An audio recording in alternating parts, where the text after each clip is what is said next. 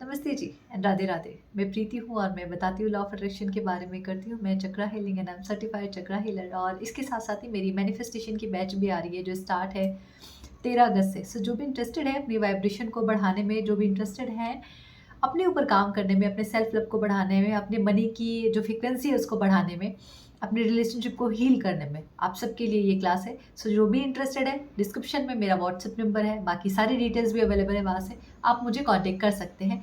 आगे बढ़ते हैं।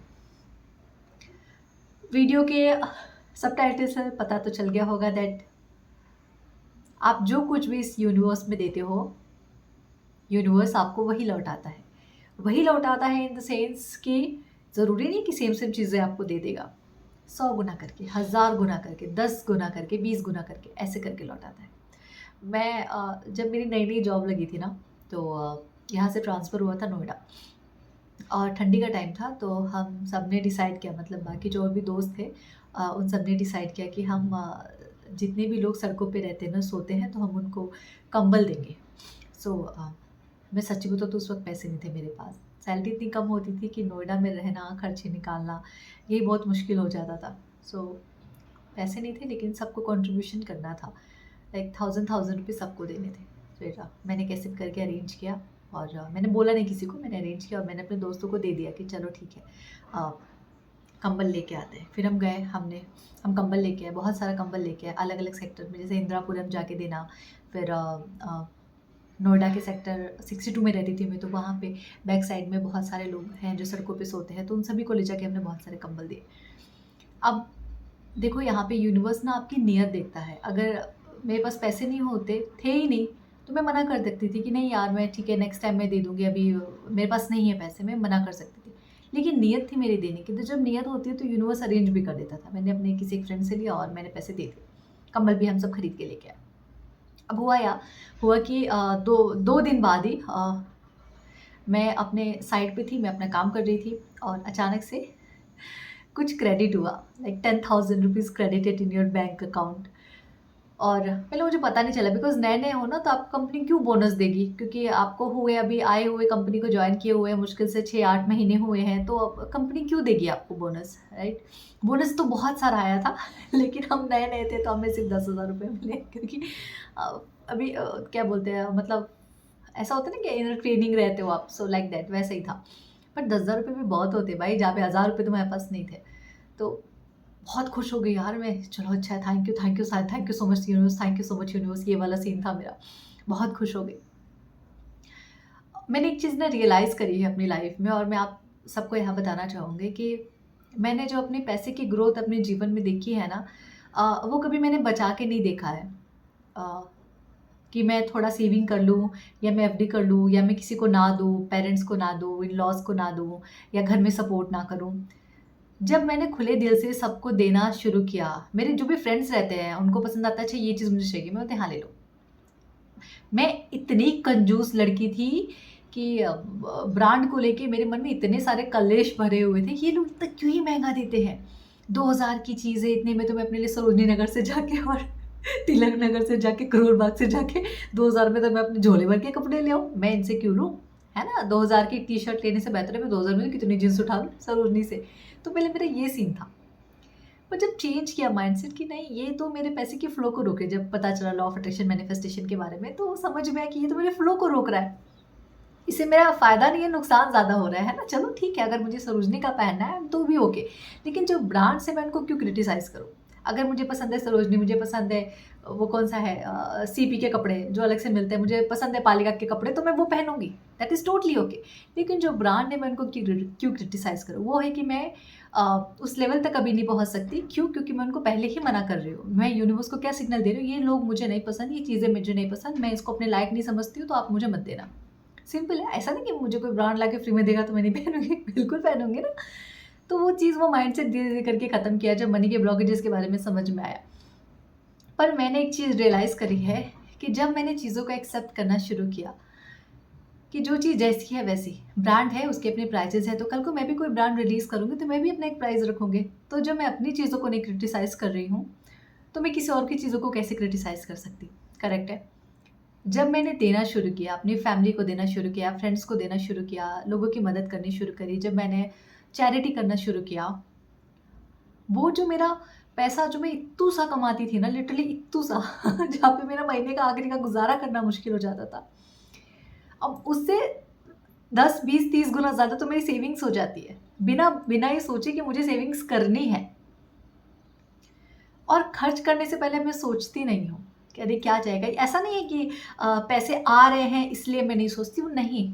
अगर मैं चीज़ों को अफ़ोर्ड कर सकती हूँ, तो मैं बिल्कुल लूँगी। अगर लगता है कि नहीं अभी मेरा बैंक बैलेंस इतना अलाउ नहीं करता, तो मैं उसको क्रिटिसाइज़ नहीं करती हूँ, मैं उसको रख देती हूँ। नेक्स्ट टाइम आके आपको लेके जाऊँगी। ब्लेस करना मुझे कि जब मैं आपको लेने के लिए आऊँ, उससे 2 गुना ज़्यादा पैसे मेरे अकाउंट में हो तो मैं उसको ये बोल के आती हूँ। बट जब मैंने लोगों की मदद करना शुरू किया और ना श्याम सर हैं एक, है ना? आप लोग में से बहुत सारे लोग जानते होंगे।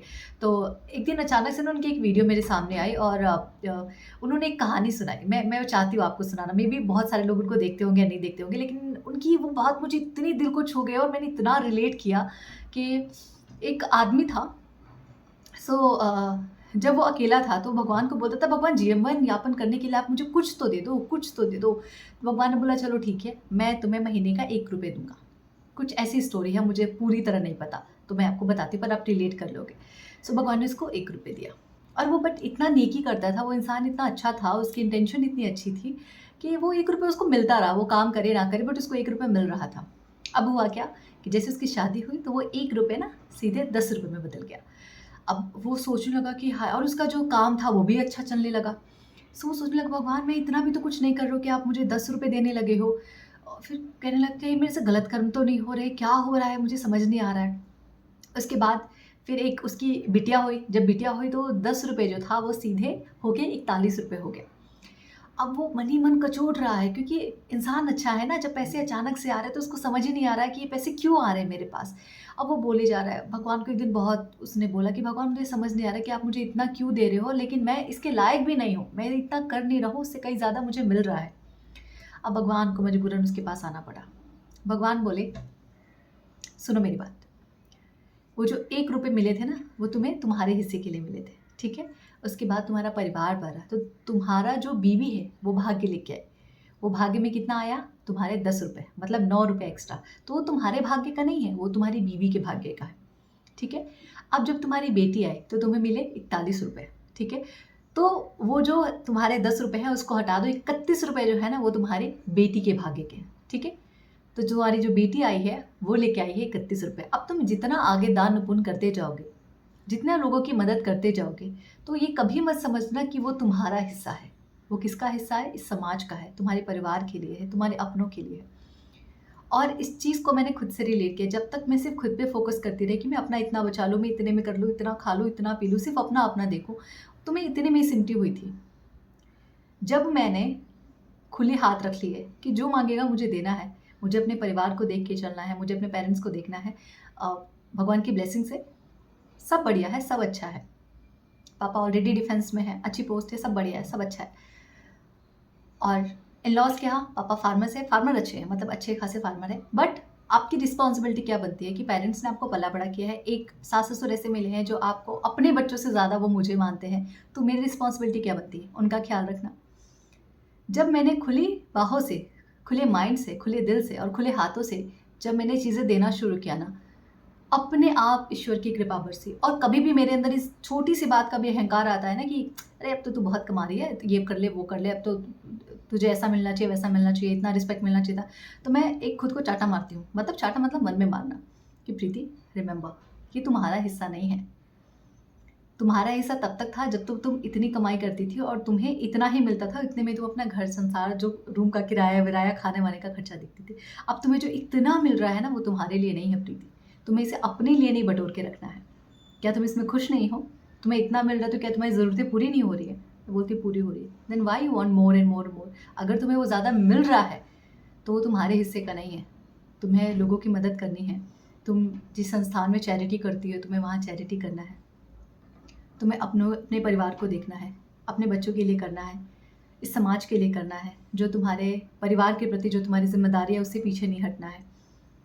जो तुम्हारे तुम्हारे भाई बहन हैं, जो तुम्हारे देवर देवरानी जेठ जेठानी जो भी मिले, ननद मिले हैं, आप एक मामी हो एक एक बच्चे की, तो सबके प्रति जो आपकी ज़िम्मेदारी है ना, वो सब आपको निभानी है और सबको खुले दिल से देना है। इसका चोट के नहीं, इनको दे दियो, इनको दे दियो, उनको दे दिया, मेरे पति इनकी मदद करा। बहुत सारी औरतें होती हैं ऐसे, बहुत सारे घरों में इस बात के लिए कलेश है कि मेरा पति कमाता है तो आधे से ज़्यादा अपने परिवार को देता है।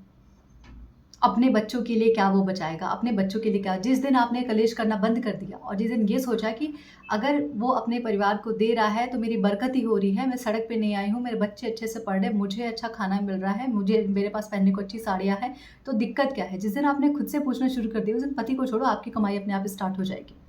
लेकिन हम क्या करते हैं, कचोट के रहते हैं, बचा के रखते हैं, पकड़ के रखते हैं कि पति पे कंट्रोल करना है, परिवार पे कंट्रोल करना है, इनको इतना नहीं देना, इनसे इतना छीन लेना है। जिस दिन आपने सब छोड़ दिया और सिर्फ अपने हिस्से का ख्याल रखा कि इतना ही मेरा है, इसके अलावा जो कुछ मिल रहा है वो सिर्फ दूसरों के भाग्य का है, उस दिन न मन में लालच आएगी, न बहुत ज़्यादा की होड़ आएगी, मन में स्थिरता आएगी। जितना आ रहा है बढ़िया है, कम आ रहा है तो भी बढ़िया है, जीवन चल रहा है। क्योंकि मैंने तो ज़ीरो से स्टार्ट किया ना, मैंने तो ज़ीरो से स्टार्ट किया, तो मुझे तो ज़ीरो की वैल्यू भी पता है और पैसे के पीछे जो ज़ीरो ज़ीरो लग रहा है मुझे उसकी वैल्यू भी पता है, तो मुझे दोनों की वैल्यू पता है। बट वॉट आई रियलाइज़, जितना आप दोगे उसका 100 गुना करके मिलेगा। ये सिर्फ पैसे की बात नहीं है, ये प्यार की बात है, ये सम्मान की बात है, ये ग्रैटिट्यूड की बात है, ये ईश्वर की तरफ आपके झुकाव की बात है। आपके झुकने की, बस अपना सर झुकाओ, चलते जाओ, उसके सामने अपना सर झुकाओ और चलते जाओ कि प्रभु ये मेरा कुछ है ही नहीं, ये सब आपने दिया है। जिस दिन आपने ये सीख लिया, मैं भी सीख रही हूँ, कभी ना कभी मुझ में भी ये अहंकार आता है, बहुत कमा रही हूँ, थप्पड़, खुद को एक थप्पड़, अपनी माया को एक थप्पड़, अपने इल्यूजन को एक थप्पड़ कि नहीं तुम्हारा कुछ नहीं है इधर तुम ज़ीरो पे जो थी ना और से थोड़ी जो कमाती वही तुम्हारा हिस्सा है। ये जो हिस्सा है ये तुम्हारे अपनों के लिए है, इस समाज के लिए, उन लोगों के लिए जो शायद तुम्हारी राह देख रहे हैं कि तुम आओगे और उनकी मदद करोगे, ये उनके लिए है। तो ये ज़रूरी नहीं है कि आप सिर्फ पैसे से मदद करें। आप स्टूडेंट है, आप अपनी सर्विस दीजिए, लोगों की मदद कीजिए जिस तरीके से आप कर सकते हैं। एटलीस्ट मन में ग्रैटिट्यूड रखिए। आप अभी हाउसवाइफ है, आप कमा नहीं सकती, लेकिन जो आप घर के काम कर रही है उसमें कृतज्ञता लेके आई। यानी कि मैं इन लोगों के लिए झाड़ू करती, इन लोगों के लिए पोछी करती, इनका काम करती, कोई मुझे नहीं बनता। पहले आप ये करना बंद कीजिए। आप ये समझिए ये आपकी जिम्मेदारी है, आपने चूज़ किया है, आपसे चूज़ करवाया गया है, तो आपको ये करना ही है। जिस दिन आपने वो चीज़ें बहुत प्यार से करना शुरू कर दिया ना, उस दिन क्या पैसा, क्या इज्जत, क्या सम्मान, सब आपके कदमों में चल के आएगा। ये मैंने खुद रियलाइज़ किया है, इसलिए मैं आपको बता रही हूँ।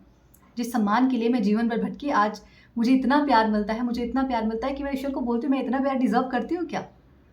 घर तो छोड़ दो, आप लोग मुझे कितना प्यार देते हो।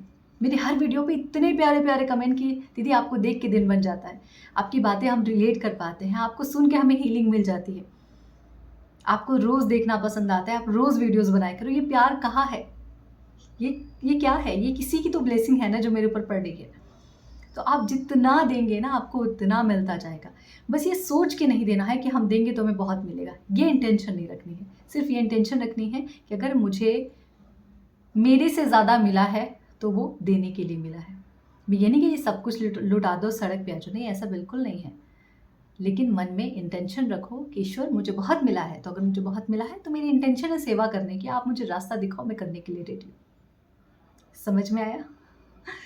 तो किसी भी तरीके से लेकिन सर्विस दीजिए। सबसे बड़ी बात कृतज्ञता आपके मन में होनी चाहिए। आप जीवन में चाहे जहाँ भी जाना चाहते हैं, जितने भी सफल होना चाहते हैं, अगर किसी भी सफल व्यक्ति को देखें तो मन में अप्रिशिएशन लेके आइए, मन में उनके लिए ग्रेटिट्यूड लेके आइए, क्योंकि वो भी आपको चाहिए। करेक्ट है? वो पोजीशन आपको चाहिए, वो घर आपको चाहिए, वो रिश्ता वैसा चाहिए, सब वैसा चाहिए। तो जो आप देंगे वही आपको मिलेगा। याद रखिए, यूनिवर्स हर वक्त आपको सुन रहा है, महसूस कर रहा है, देख रहा है। आप उसकी नज़रों से नहीं बच सकते, आप उसको मैनिपुलेट नहीं कर सकते। Okay, thank you so much. Join my manifestation class अपनी एनर्जी को बढ़ाने के लिए, अपने ग्रेटिट्यूड को बढ़ाने के लिए, अपनी हीलिंग को सही करने के लिए। हर हर महादेव। Thank you.